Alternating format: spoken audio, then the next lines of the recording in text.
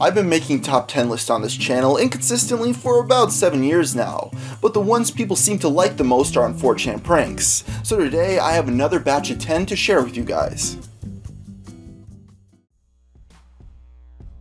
Anyone out there remember Beyblades? Back in the 2000s, it tried really hard to be the next Pokemon, with you collecting these spinning tops and battling your friends with them. Not only did they have the toys, but also video games and an anime. It really wanted to get kids obsessed with the brand. Some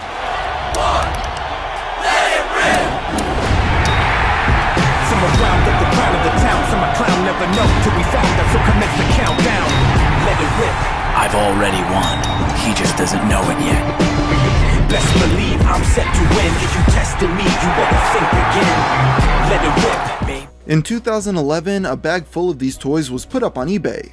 What set this listing apart from others though was a picture of 2 upset children and a description that read, "We are selling 8 Beyblades, 2 of them light up." As you could tell, they are not happy about this. They have been using their bathtub as a battle arena, and Beyblades plus bathtub equals destruction. With the metal ones, they managed to scrape the enamel off the tub, take a chunk of the tub out, and break off the soap holder. So if you win this auction, do not play in a bathtub. This incredible picture and backstory led to the B-board showing interest in the Beyblades for sale. Some of them wanted the listing so bad that they bid each other up to almost $1 million for them. On top of this, some started asking the mother if the 2 children were included with the purchase. On top of this, people started altering the picture of the kids to change what was in the bag, as well as the inevitable Nazi variation. This negative attention led to eBay shutting down the listing, with the mother reporting that she didn't appreciate what they were doing to her and her children. Moral of the story, don't shame your children on the internet. It may be hard to believe, but it's been half a year since Harambe was unjustly murdered. Even after all this time though, the gunshot wounds still haven't healed for many mourning the death of this beloved gorilla. Because of this, people are still finding ways to remember him. One way is to buy yourself a Harambe costume that stores have been pushing.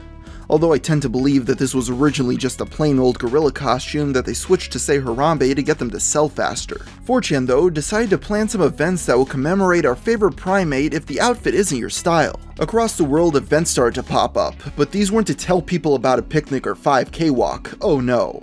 Instead, they advised people to congregate on certain bridges or tall buildings to jump off of.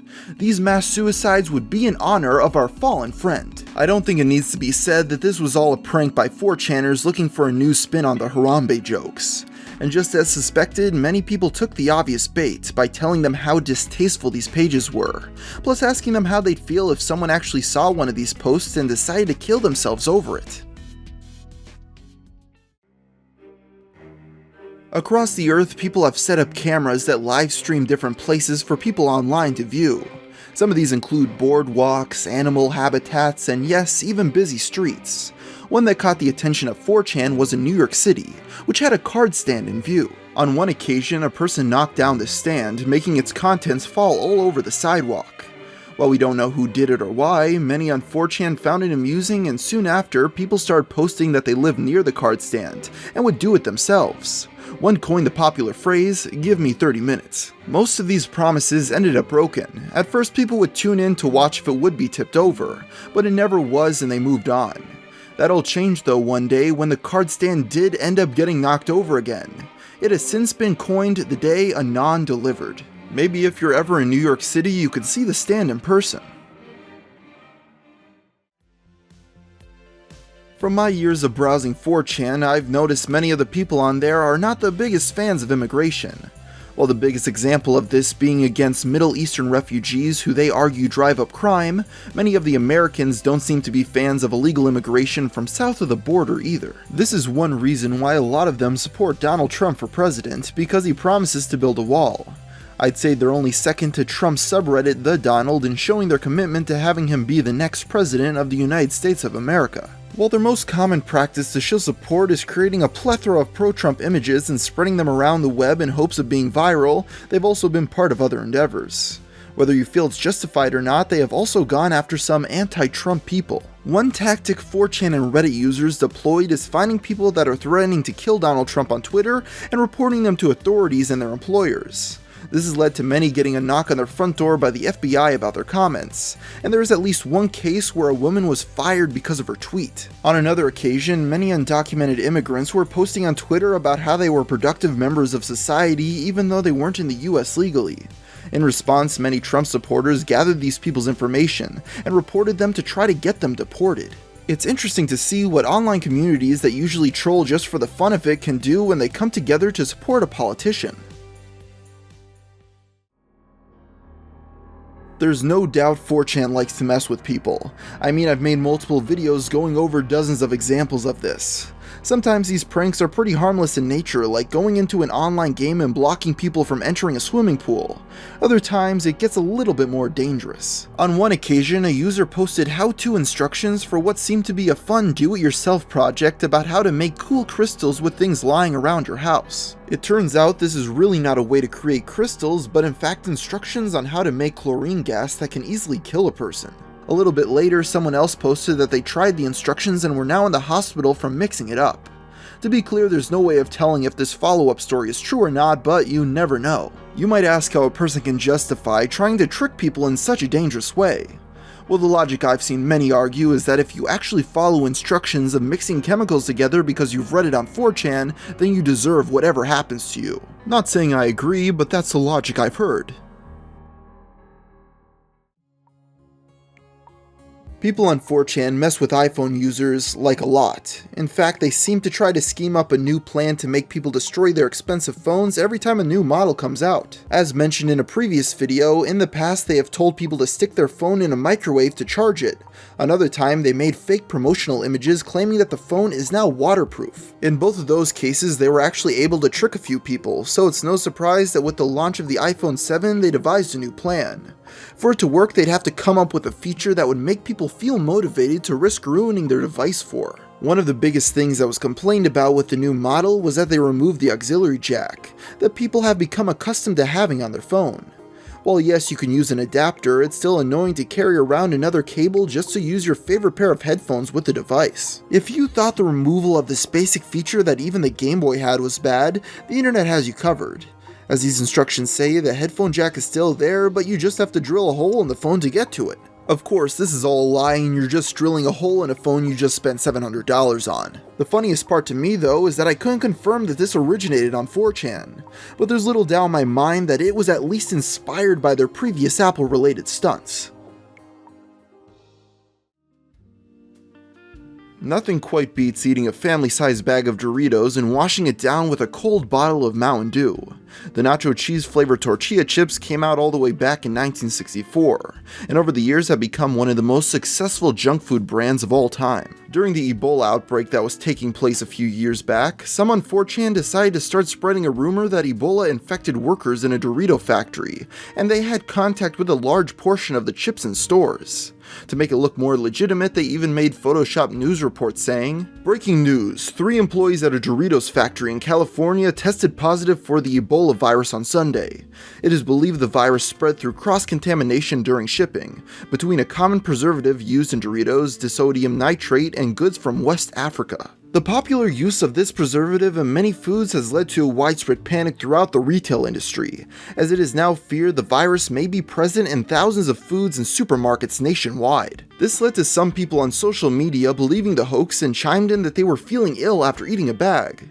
It turns out Ebola wasn't making them sick, they were simply eating Doritos.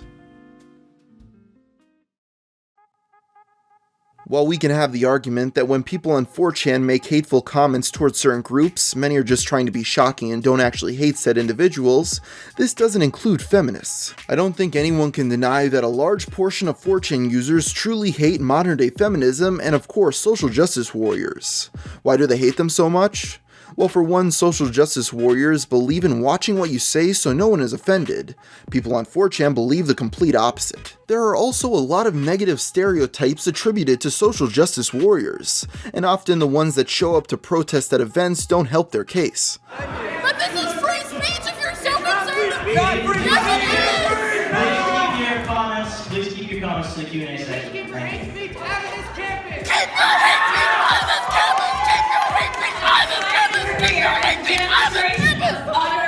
Because of this, 4chaners are always looking for new ways to offend the overly offended, and on one occasion they figured out an idea to make a couple of bucks in the process. How would they do this, you may ask? Well, let me tell you a little bit about Femcon 2015. In an attempt to get some money out of feminists and social justice warriors, some on 4chan decided to set up a fake convention. On top of trying to trick people though, they'd also have a chance of making some money off the troll by charging $50 a ticket. Their page for the event read, "Femcon is dedicated to providing a harassment-free conference experience for everyone, regardless of gender identity and expression, sexual orientation, disability, physical appearance, body size, race, age, or religion. We do not tolerate harassment of conference participants in any form." With some graphics, an official page to join, and a ton of fake feminist accounts on Twitter pushing the event, they went to work trying to get people to sign up. While many were quick to point out the scam, there's no way of knowing just how many people they were able to trick before the page was shut down. While AT&T is probably most notable nowadays for being the second biggest phone network behind Verizon, they also provide high-speed internet to a lot of people.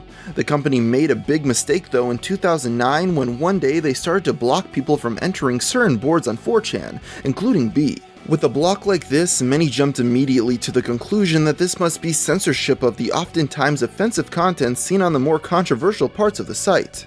4chaners of course couldn't tolerate this and immediately started to scheme up ways to get back at them. Soon petitions started to be spread around telling people to boycott AT&T. Along with this, they started to pass along the fake report that the CEO of the company had passed away. This was most likely an attempt to try to get the company's stock to tank. Before things could get any worse, it was made clear that the block was actually a poorly executed measure to protect its users from the attacks 4chan had been under at the time. Soon after, the site was unblocked and 4chan didn't give AT&T any more problems. No matter how you feel about it personally, there is no denying that many are upset with black individuals getting shot by police officers in the United States. While many debate the causes of police brutality, some have gone to the streets and protest, which often leads to violence and rioting. When things get bad enough, some on 4chan see it as their perfect chance to cause some havoc themselves online to hopefully add fuel to the fire. Since these riots often lead to many taking advantage of the situation by looting local businesses, they saw this as an opportunity to make the local protesters look even worse. With the hashtag lootcrew, they'll make fake Twitter accounts posing as black people and take pictures of different items, claiming it's what they stole during the riots. The most notable example of this was during the Baltimore protests. They were able to get many reputable news sites to pick up the story that people were looting and showing off what they stole for the world to see. It's quite amazing how 4chan was successfully able to shift the narrative with a bunch of puppet Twitter accounts. Well, there you have yet another 10 4chan pranks, and I hope you guys enjoyed this video. A lot of people have been asking for it for about a year now. And before I finish this video today, I just want to ask your thoughts on this white background. I've kind of been thinking about getting rid of it, but some people on Twitter said they liked it, so let me know your thoughts on that. A lot of people think it's a green screen. It's not. It really is a white void. You could literally get lost in it.